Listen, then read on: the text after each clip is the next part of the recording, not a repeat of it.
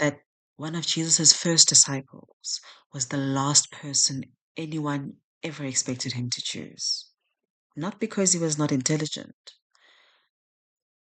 because everyone already believed his story had been written. Today, let's step into the story and the life of Matthew. Imagine this: a busy marketplace, hurried with people minding their business, traders calling you left, right, and center. Come and try this, come and try this. And at a lonely corner sits someone no one would rather engage with. At a lonely corner sits a tax booth. A guy on the other side keeps his head down and just continues with the line. People come through, they give him what money they have to give him. He does his calculation, he gives it back. There's no engagement, there's no laughing, there's no storytelling. This guy works for the Roman government. This guy or this person, basically in this day and age, works for the ruling party. Now, where I live, not many people are fond of the ruling party. And so imagine this guy who vehemently works for basically the guys we don't like. We'd rather not be around him. We'd rather not engage with him. That's his occupation. Every morning he wakes up to go earn a living. He walks past his neighbors. He walks past basically the whole society who's against him because he's working for the enemy. There's whispers. There's jeers. No one invites him to Friday Shabbats. This man lives in isolation.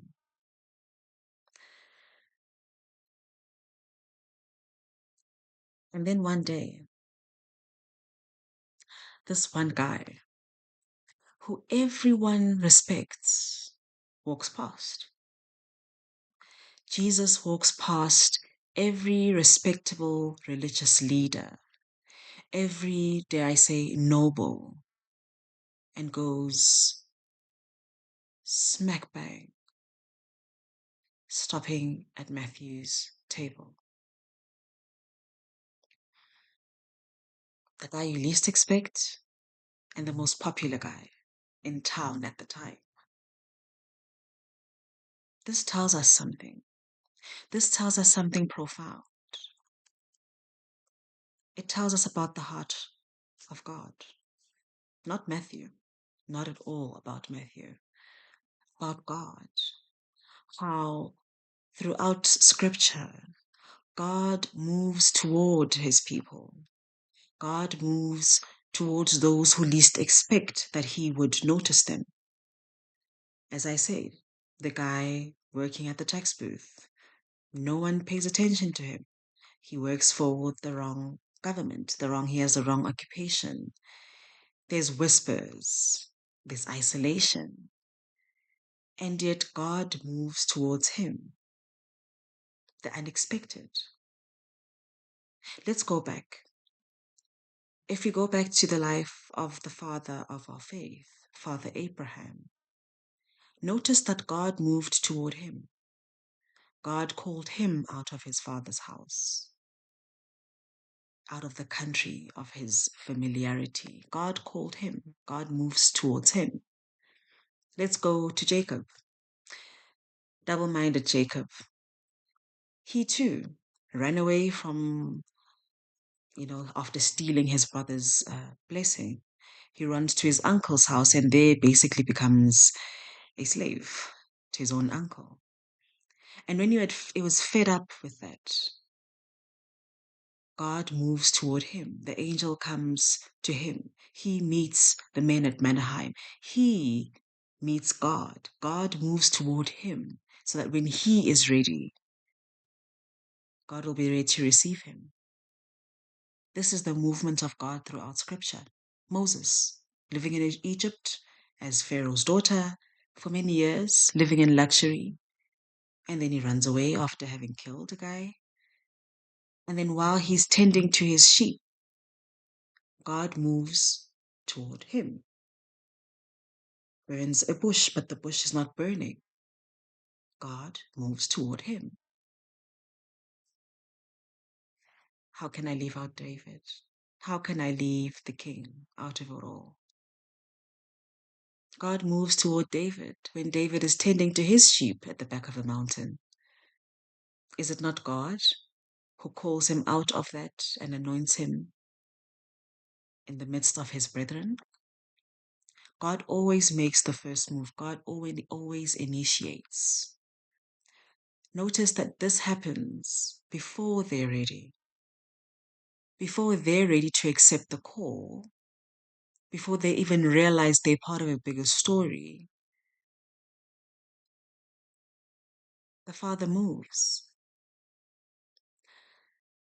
The Father never waited for perfect people. He never waits for us to be ready. He never waits for his chosen to realize they're part of a bigger plan. He always initiates covenant.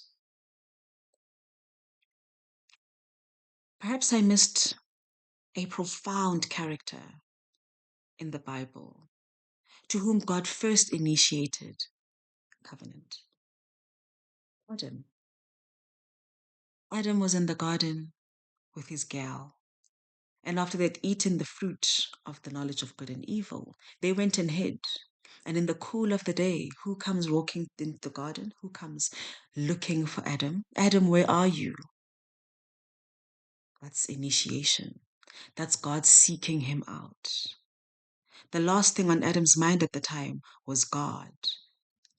But when he heard him come, because he knew he would come, because he always came, God initiated relationship. God initiates relationship with the people he wants to use in his story. But it didn't stop there. He still uses his people and initiates even today. Now,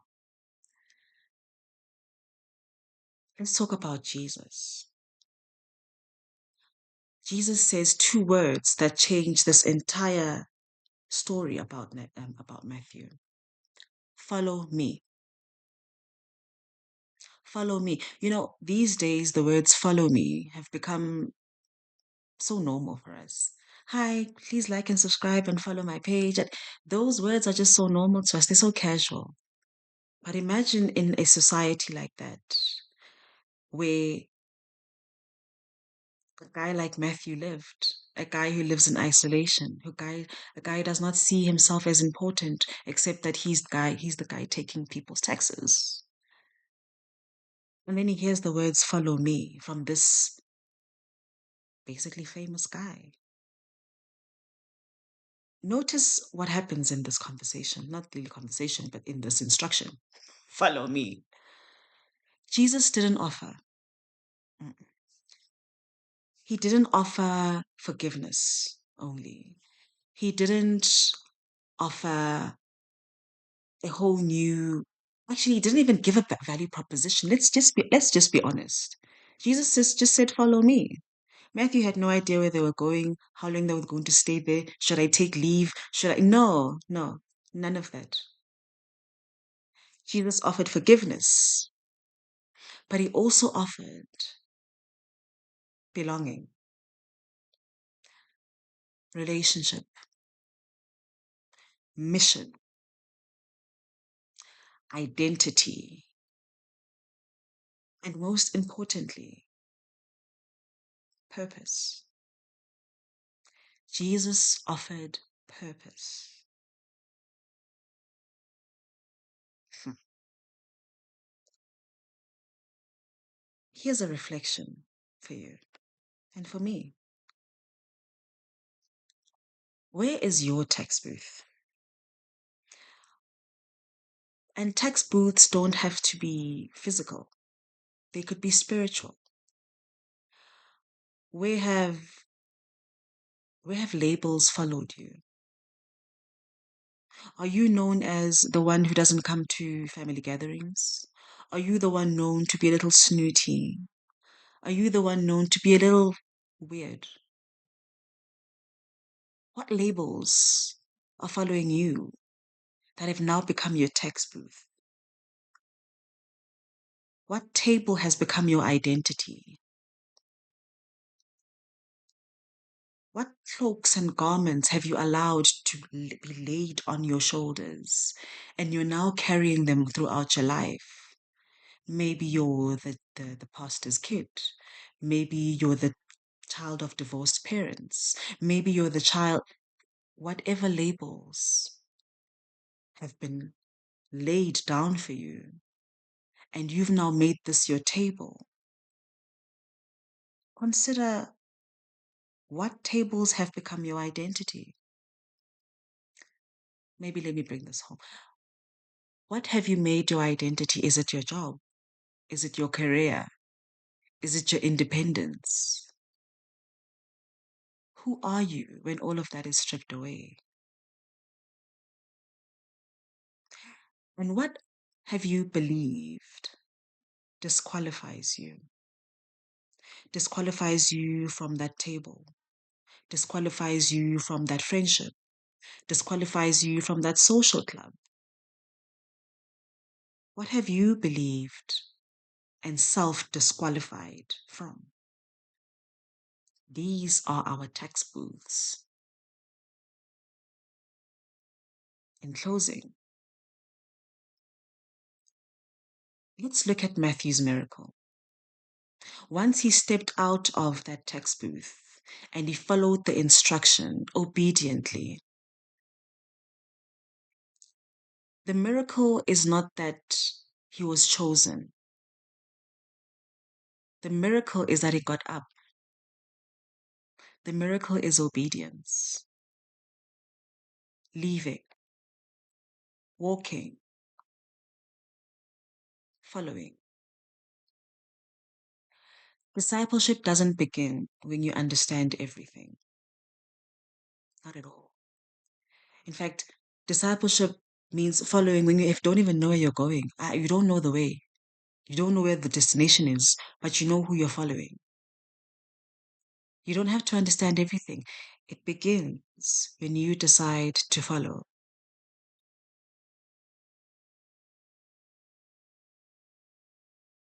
If you'd like to spend more time in Matthew's story, I have linked the original Sanctuary of Faith episode. It's where we journey slowly through the beauty of his life and the question that Jesus leaves with you today. Will you follow me? Will you take the journey of transformation? Will you follow even when you don't know where the destination is? I invite you to go ahead and listen in. You may find it's exactly what you've been looking for.